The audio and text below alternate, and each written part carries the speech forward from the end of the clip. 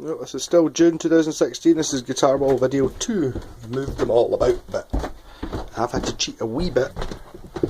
Like for example with this one, it's a Yamaha SE150 from 1986. It doesn't have any strings on it. So it's technically not a working guitar, but it's ready to go, cherry red. One pickup. That's an Ibanez Super 58, Super 80 just now, but I've got a DiMarzio I might put in it. The reason it's got no strings on it is because I'm going to level the frets, because I don't know if you can really see, they're a bit lumpy. But a nice wee cheap guitar. I think it was very low down in the Yamaha range, but still excellent. Then onto a Malco guitar, that's me. This is just it was a Westfield neck and my pal painted. You've probably seen the video for this one. It's a psychedelic Strat. I've been playing it quite a lot. I think I might gig with it just because it's so colourful. It's a pretty shit guitar. It's very light wood, but I kind of put better bridges on it, and then it's got a warming pickup in the middle, which is actually really good.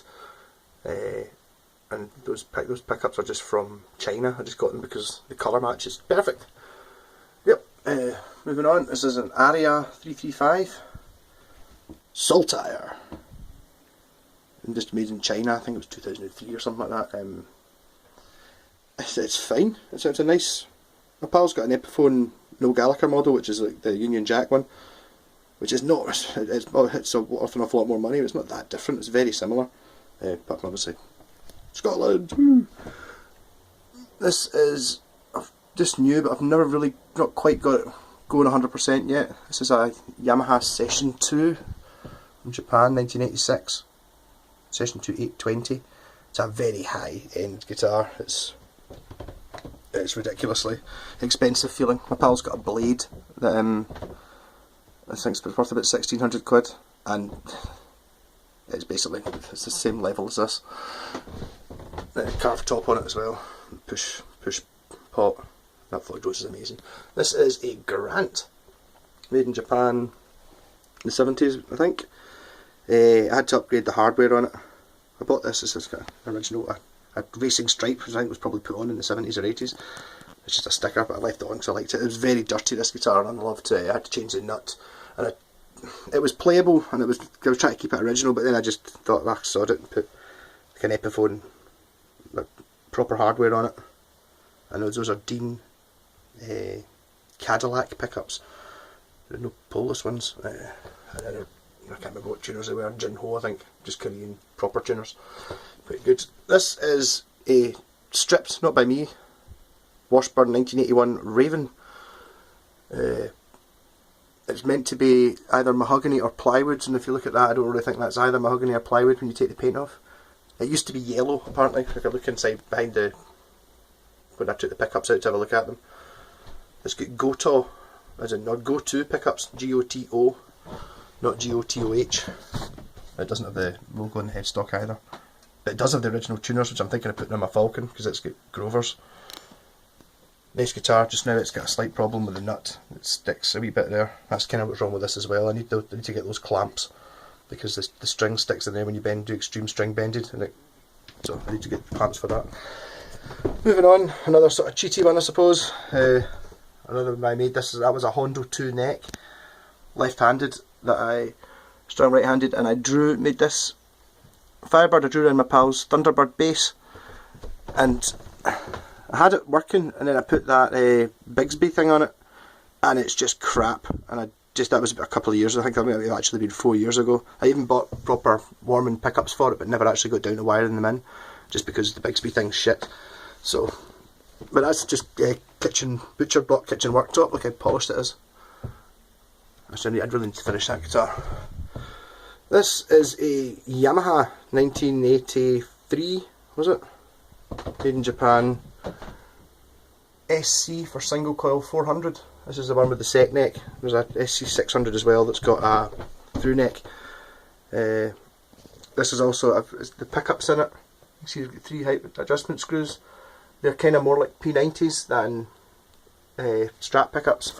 And that there is a coil tap switch, which I fitted, which is on the more expensive one, the 600 model, but not on this one. But if you actually look, when I looked at the pickups out, I found out there were 2 terminals, so I could add a switch and actually coil tap them. It's very good. This is a well used Schecter CS serial number from the 80s. Look at this go. Ebony fretboard and wooden fret markings. Now it's got the original EMG pickups active. It was me that put the snake on it. It was just maroon, but it was very, very, very worn. So this is a made in Chandler's from Schecter Bits in the early 80s. If it wasn't so worn, it'd be a smashing thing. This is the Silver Hornet, which I was told the body was a Schecter by my pal, but he wasn't sure. It's just a strap body, but that is a Schecter plate and Schecter pickups. Two of those pots are the original Omni pots, and the other one I had to replace the volume control anyway, so I made it another push-pull. It's also got a Fishman piezo bridge in it. So, how have I got it wired? I can't even remember. Yeah, it's a stereo output on it, so I can run it into a separate thing. This neck has been partially scalloped, but it is a Schecter Van Nuys one from 1985. The guy said he bought it. As you can see, I had to add a wee bit onto the top because he cut the top off it because it was the 80s, which kind of ruined it, which is why I got that neck for 30 quid instead of like 300 or 400 like it should have been. I can't remember what tuners I put on it. Nice guitar. This is another Malco one with a sort of slightly squint coffin headstock. This used to be a stag bass, but it's now a 6-string Fender 6 style Telecaster. Again, made it a kitchen worktop. It's pretty solid. I didn't polish it. I didn't sand this one as well as I did the Firebird. It's the same piece of wood, I think. I need to use that a bit more. And this is my new yellow submarine guitar, which looks green in this video just now, but it's actually yellow. I painted it. It's a Westone Concord, 1983. Pretty much all original apart from I painted it because it had some big cracks in it. Got it for buttons. Right, this is another one of mine. Well, obviously it's a Dean neck. It's a wee bit dusty. This is the Decimator, which has 2 quads and a dual rail, which makes 10 coils, and then it's got 10 switches. Each one turns on each coil, so the top switch turns on the top coil, and so on. So you can have all 10 coils on in series as one big humbucker pickup, or you can have. It's just cheesy. This is made out of piranha pine. It was my granny's old shelves. I just stuck them together. I didn't do a particularly good job. It was early on in my guitar building, but it's a fun V, and I just made up the shape myself to try and get it. It's a wee bit. It's always annoyed when there's a wee bit there. It's not quite cut right.